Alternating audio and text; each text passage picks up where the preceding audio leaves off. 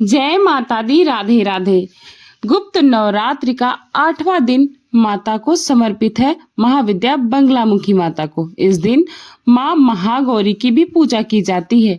पौराणिक मान्यताओं के अनुसार मां बंगलामुखी की आराधना करने से सभी तरह के बाधा और संकट दूर होते हैं, साथ ही शत्रुओं पर विजय मिलती है। मां बंगलामुखी की उपासना शत्रुनाश, वाक सिद्धि, वाद विवाद में विजय के लिए की जाती है। यही कारण है कि मां बंगलामुखी को सत्ता की देवी भी कहा जाता है। मां की पूजा करने से हर तरह की परेशानियां दूर हो जाती हैं और खासकर मां की उपासना करने से मुकदमे में फंसे लोग, जमीनी विवाद, शत्रुनाश आदि संपूर्ण मनोरथों की प्राप्ति हो जाती है। साथ ही जीवन में किसी भी प्रकार की बाधा से बड़ी आसानी से मुक्ति पाई जा सकती है।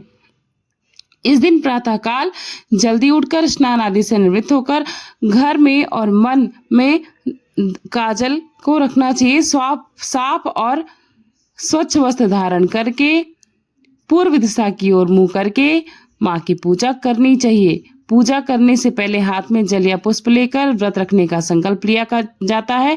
अगर आपने व्रत नहीं रखा है तो आप साधारण तरीके से पूजा कर सकते हैं। चौकी को साफ पीला वस्त्र बिछाकर उस पर मां की प्रतिमा या तस्वीर की स्थापना करी जाती है।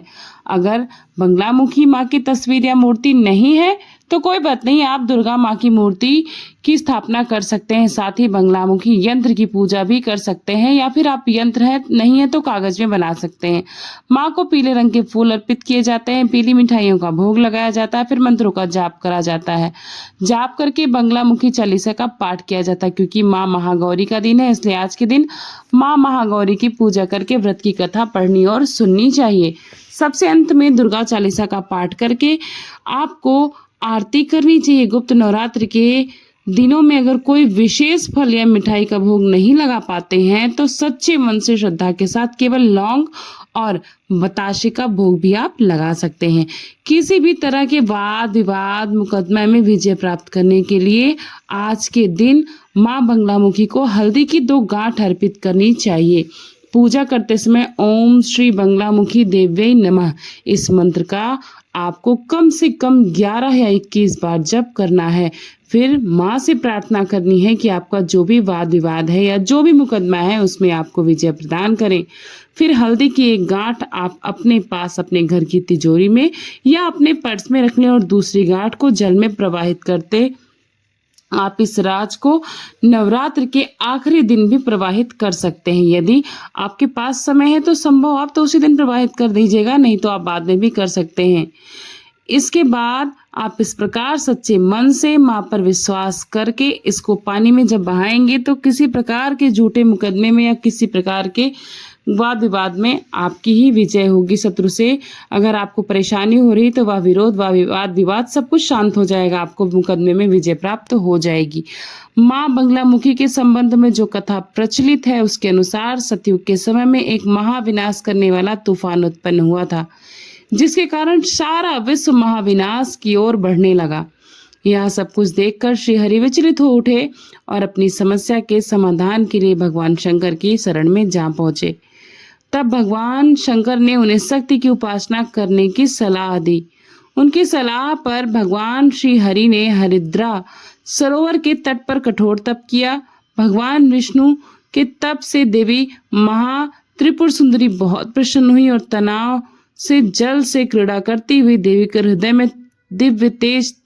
उसी समय चतुर्दशी की रात्रि को देवी बंगलामुखी प्रकट हुई और उन्होंने मनोवांछित वरदान प्रदान किया और इस प्रकार शिष्ट का विनाश रुक पाया। देवी बंगलामुखी को वीर रति भी कहा जाता है। तांत्रिक लोग स्तवन की देवी को मानते हैं। जो लोग शत्रुओं से ग्रस्त हैं वो देवी संतरे का शमन करती है और अपने भक्तों की रक्षा हर प्रकार से शत्रुओं और बाधाओं से रक्षा करते हैं। अगर किसी प्रकार किसी को नजर लग जाती है बार बार तो घर की खुशियों को भी, घर की बरकत को भी माँ को संतरा अर्पित करने से सुख समृद्धि आती है। क्योंकि माँ को नारंगी और पीला रंग बहुत पसंद है, इसलिए नारंगी और पीले रंग का फूल और फल जरूर अर्पित करें।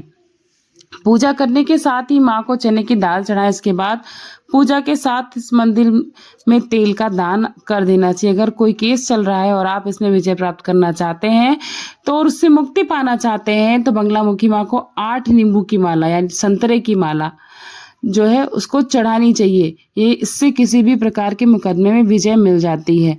विशेष मनोकामनाओं की पूर्ति के लिए गुप्त नवरात्रि के उपवास रखे हैं तो भी आपको श्री दुर्गा सप्तशती की किताब किसी मंदिर में गुप्त रूप से दान करनी चाहिए। इसके लिए सुबह या शाम जब भी आपके पास समय हो उस समय आप श्री दुर्गा सप्तशती की किताब को बांट सकते हैं या फिर दान कर सकते हैं। माता की जिसमें की तस्वीर हो उनका विधिवत पूजन करें, माता को तिलक लगाएं।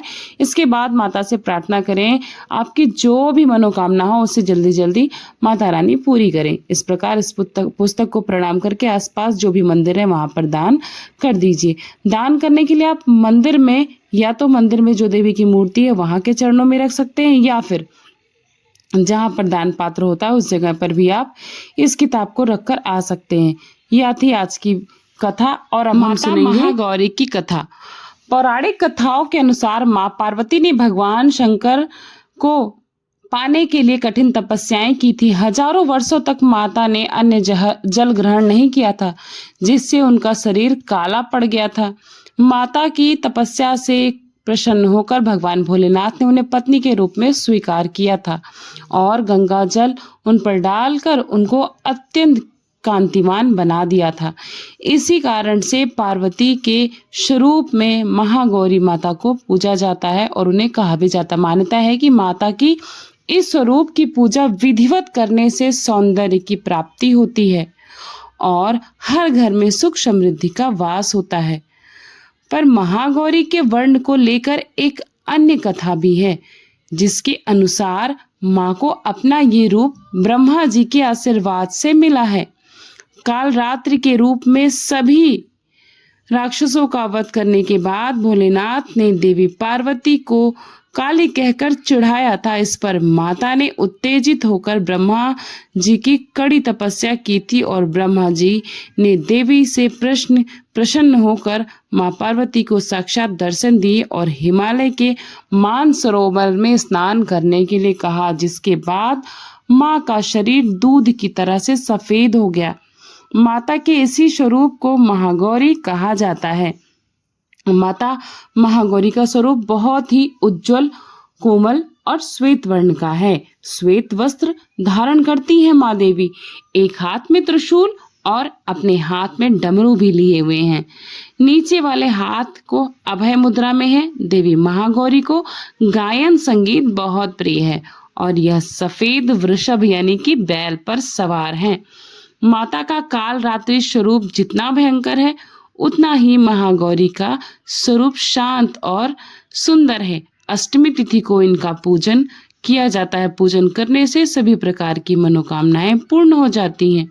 ब्रह्म मुहूर्त में उठकर स्नान इत्यादि से निवृत्त होकर स्वच्छ वस्त्र पहनकर माता रानी का ध्यान करें। इसके बाद पूजा स्थल पर गंगा जल का छिड़काव करके माता रानी को 5 तत्व यानी कि देसी घी के दीपक जलाकर पंचतत्व से उनका अभिषेक करें। फिर महागौरी की पूजा शुरू करें। पहले माँ के कल्याणकारी मंत्र ओम देवी महागौरी नमः का जाप करें। उसके बाद माता रानी का पूजन करें।